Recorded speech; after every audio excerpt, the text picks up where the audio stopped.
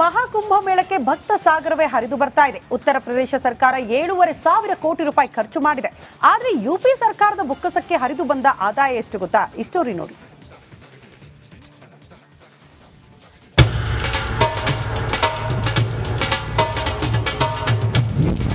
ಸರ್ಕಾರದ ಬೊಕ್ಕಸ ತುಂಬಿಸಲಿದೆ ಮಹಾಕುಂಭ. ಬರೋಬ್ಬರಿ 2 ರಿಂದ 4 ಲಕ್ಷ ಕೋಟಿ ನಿರೀಕ್ಷೆ.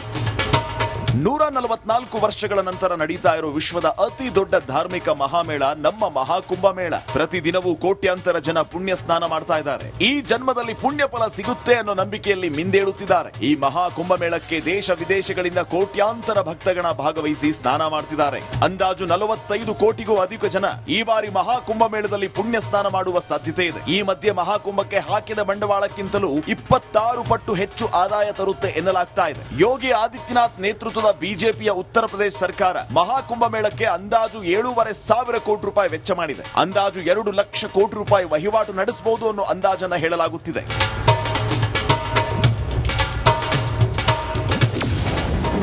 46 ದಿನಗಳಲ್ಲಿ 40 ಕೋಟಿ ಜನ ಭಾಗವಹಿಸುವ ನಿರೀಕ್ಷೆ. 40 ಕೋಟಿ ಜನ ಕನಿಷ್ಠ 5,000 ಖರ್ಚು ಮಾಡಿದ್ರೆ 2 ಲಕ್ಷ ಕೋಟಿ ಆದಾಯ ಉತ್ಪತ್ತಿಯಾಗಲಿದೆ. 40 ಕೋಟಿ ಜನ ಕನಿಷ್ಠ 10,000 ಖರ್ಚು ಮಾಡಿದ್ರೆ 4 ಲಕ್ಷ ಕೋಟಿ ರೂಪಾಯಿ ಆದಾಯ ಬರುತ್ತೆ. ಪ್ಯಾಕ್ ಮಾಡಿದ ಆಹಾರಗಳು, ನೀರು, ಬಿಸ್ಕತ್ತುಗಳು, ಜ್ಯೂಸ್ ಮತ್ತು ಊಟ ಸೇರಿದಂತೆ ಆಹಾರ, ಪಾನೀಯ, ತಿನಿಸುಗಳ ಮಾರಾಟದಿಂದಲೇ 20,000 ಕೋಟಿ. ತೈಲ, ದೀಪಗಳು, ಗಂಗಾಜಲ, ವಿಗ್ರಹಗಳು, ಧೂಪ ದ್ರವ್ಯಗಳು, ಧಾರ್ಮಿಕ ಪುಸ್ತಕ ಮಾರಾಟದಿಂದ 20,000 ಕೋಟಿ. ರೈಲು, ಬಸ್ ಟ್ರಾವೆಲ್ಸ್ ನಿಂದಲೇ 10,000 ಕೋಟಿ ನಿರೀಕ್ಷೆ. ಹೂವು ಮತ್ತು ಪೂಜಾ ಸಾಮಗ್ರಿಗಳಿಂದ 2,800 ಕೋಟಿ.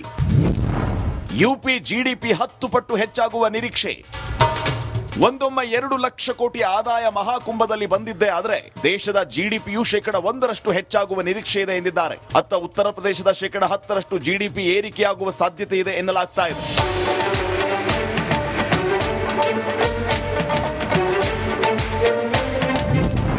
ಮಹಾಕುಂಭದಿಂದ 7 ಲಕ್ಷ ತಾತ್ಕಾಲಿಕ ಉದ್ಯೋಗ.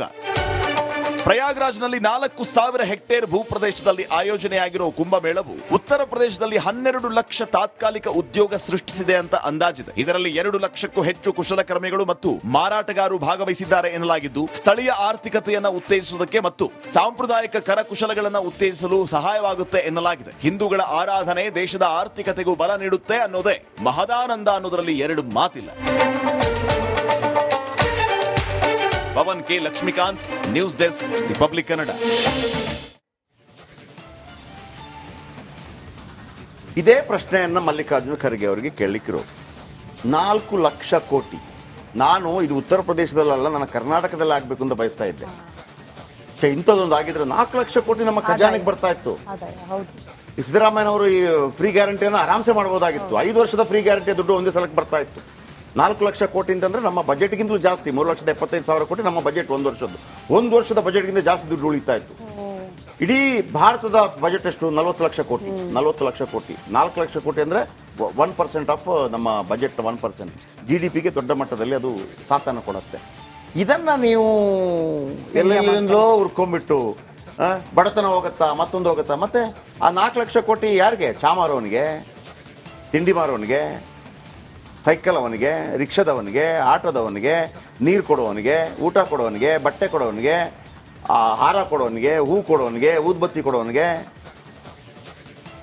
ಅಲ್ಲಿ ಹಿಂದೂ ಮುಸ್ಲಿಂ ಎಲ್ಲರೂ ಬಂದು ವ್ಯಾಪಾರ ಮಾಡಿರ್ತಾರೆ.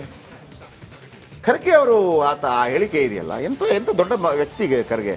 ನಾವೆಲ್ಲ ನೀವು ಪ್ರಧಾನಮಂತ್ರಿಗಳಾಗಬೇಕು ಅಂತ ಬಯಸುವಂಥವ್ರು ಸರ್. ನೀವು ಈ ಥರ ನೀವು ಅತೀ ದೊಡ್ಡ ಒಂದು ಸಮುದಾಯದ ನಂಬಿಕೆಗಳ ಮೇಲೆ ಈ ಥರ ನೀವು ಮಾತಾಡಿದ್ರೆ ಯಾವತ್ತೂ ಕೂಡ ಅದು ಕ್ಷಮಾರ್ಹವಲ್ಲ. ಮಹಾಕುಂಭ ಮೇಳಕ್ಕೆ ಭಕ್ತ ಸಾಗರವೇ ಹರಿದು ಬರ್ತಾ ಇದೆ. ಉತ್ತರ ಪ್ರದೇಶ ಸರ್ಕಾರ 7,500 ಕೋಟಿ ರೂಪಾಯಿ ಖರ್ಚು ಮಾಡಿದೆ. ಆದ್ರೆ ಯುಪಿ ಸರ್ಕಾರದ ಬೊಕ್ಕಸಕ್ಕೆ ಹರಿದು ಬಂದ ಆದಾಯ ಎಷ್ಟು ಗೊತ್ತಾ? ಈ ಸ್ಟೋರಿ ನೋಡಿ.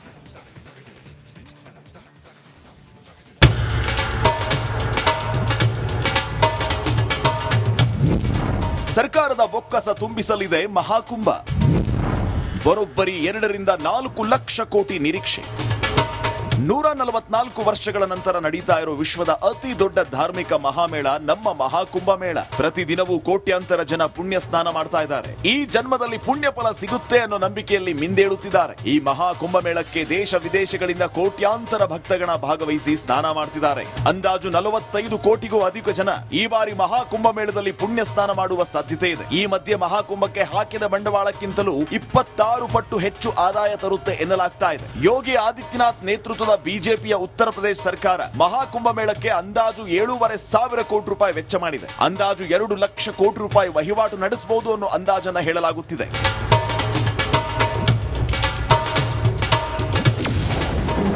46 ದಿನಗಳಲ್ಲಿ 40 ಕೋಟಿ ಜನ ಭಾಗವಹಿಸುವ ನಿರೀಕ್ಷೆ. 40 ಕೋಟಿ ಜನ ಕನಿಷ್ಠ 5,000 ಖರ್ಚು ಮಾಡಿದ್ರೆ 2 ಲಕ್ಷ ಕೋಟಿ ಆದಾಯ ಉತ್ಪತ್ತಿಯಾಗಲಿದೆ. 40 ಕೋಟಿ ಜನ ಕನಿಷ್ಠ 10,000 ಖರ್ಚು ಮಾಡಿದ್ರೆ 4 ಲಕ್ಷ ಕೋಟಿ ರೂಪಾಯಿ ಆದಾಯ ಬರುತ್ತೆ. ಪ್ಯಾಕ್ ಮಾಡಿದ ಆಹಾರಗಳು, ನೀರು, ಬಿಸ್ಕತ್ತುಗಳು, ಜ್ಯೂಸ್ ಮತ್ತು ಊಟ ಸೇರಿದಂತೆ ಆಹಾರ, ಪಾನೀಯ, ತಿನಿಸುಗಳ ಮಾರಾಟದಿಂದಲೇ 20,000 ಕೋಟಿ. ತೈಲ, ದೀಪಗಳು, ಗಂಗಾಜಲ, ವಿಗ್ರಹಗಳು, ಧೂಪ ದ್ರವ್ಯಗಳು, ಧಾರ್ಮಿಕ ಪುಸ್ತಕ ಮಾರಾಟದಿಂದ 20,000 ಕೋಟಿ. ರೈಲು, ಬಸ್ ಟ್ರಾವೆಲ್ಸ್ ನಿಂದಲೇ 10,000 ಕೋಟಿ ನಿರೀಕ್ಷೆ. ಹೂವು ಮತ್ತು ಪೂಜಾ ಸಾಮಗ್ರಿಗಳಿಂದ 2,800 ಕೋಟಿ. ಯುಪಿ ಜಿಡಿಪಿ 10 ಪಟ್ಟು ಹೆಚ್ಚಾಗುವ ನಿರೀಕ್ಷೆ. ಒಂದೊಮ್ಮೆ 2 ಲಕ್ಷ ಕೋಟಿ ಆದಾಯ ಮಹಾಕುಂಭದಲ್ಲಿ ಬಂದಿದ್ದೇ ಆದರೆ ದೇಶದ ಜಿಡಿಪಿಯು 1% ಹೆಚ್ಚಾಗುವ ನಿರೀಕ್ಷೆ ಇದೆ ಎಂದಿದ್ದಾರೆ. ಅತ್ತ ಉತ್ತರ ಪ್ರದೇಶದ 10% ಜಿಡಿಪಿ ಏರಿಕೆಯಾಗುವ ಸಾಧ್ಯತೆ ಇದೆ ಎನ್ನಲಾಗ್ತಾ ಇದೆ.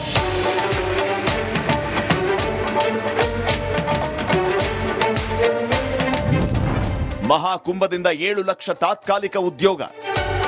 ಪ್ರಯಾಗ್ರಾಜ್ನಲ್ಲಿ 4,000 ಹೆಕ್ಟೇರ್ ಭೂಪ್ರದೇಶದಲ್ಲಿ ಆಯೋಜನೆಯಾಗಿರುವ ಕುಂಭಮೇಳವು ಉತ್ತರ ಪ್ರದೇಶದಲ್ಲಿ 12 ಲಕ್ಷ ತಾತ್ಕಾಲಿಕ ಉದ್ಯೋಗ ಸೃಷ್ಟಿಸಿದೆ ಅಂತ ಅಂದಾಜಿದೆ. ಇದರಲ್ಲಿ 2 ಲಕ್ಷಕ್ಕೂ ಹೆಚ್ಚು ಕುಶಲಕರ್ಮಿಗಳು ಮತ್ತು ಮಾರಾಟಗಾರರು ಭಾಗವಹಿಸಿದ್ದಾರೆ ಎನ್ನಲಾಗಿದ್ದು, ಸ್ಥಳೀಯ ಆರ್ಥಿಕತೆಯನ್ನು ಉತ್ತೇಜಿಸುವುದಕ್ಕೆ ಮತ್ತು ಸಾಂಪ್ರದಾಯಿಕ ಕರಕುಶಲಗಳನ್ನು ಉತ್ತೇಜಿಸಲು ಸಹಾಯವಾಗುತ್ತೆ ಎನ್ನಲಾಗಿದೆ. ಹಿಂದೂಗಳ ಆರಾಧನೆ ದೇಶದ ಆರ್ಥಿಕತೆಗೂ ಬಲ ನೀಡುತ್ತೆ ಅನ್ನೋದೇ ಮಹದಾನಂದ ಅನ್ನೋದರಲ್ಲಿ 2 ಮಾತಿಲ್ಲ. Pavan K Lakshmikant, news desk, Republic Kannada. ಇದೇ ಪ್ರಶ್ನೆಯನ್ನ ಮಲ್ಲಿಕಾರ್ಜುನ ಖರ್ಗೆ ಅವರಿಗೆ ಕೇಳಲಿಕ್ಕಿರೋದು. 4 ಲಕ್ಷ ಕೋಟಿ. ನಾನು ಇದು ಉತ್ತರ ಪ್ರದೇಶದಲ್ಲ, ನನ್ನ ಕರ್ನಾಟಕದಲ್ಲಿ ಆಗ್ಬೇಕು ಅಂತ ಬಯಸ್ತಾ ಇದ್ದೆ.